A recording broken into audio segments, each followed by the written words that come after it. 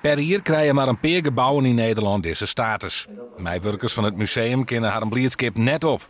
Zo haast internationaal wel een club van iconic houses. Iconische huizen die wichtig binnen in de wereld. En nou is de mogelijkheid van dit huis om er ook bij te jaren als museumwoning wordt volle groter. En dan denk ik dat er volle meer internationaal publiek komen zal.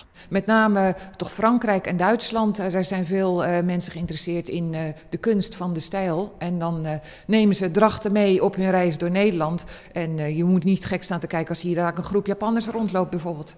Drachten staat op de kaart. Zo is het, ja. Maar de oorstelling als Rijksmonument is ook wichtig voor het behoud van het gebouw. Heel nuttig ook omdat we met die status recht hebben op allerlei subsidies voor de instandhouding van de museumwoning. Want dat is natuurlijk waar we ons op richten. Dat die woning niet met een paar jaar weer helemaal afzakt en dat de kleuren weer lelijk worden. Het moet goed onderhouden worden en ja, daar is die subsidie voor. Van 15 maart zal er ook groenleiding in het museum worden.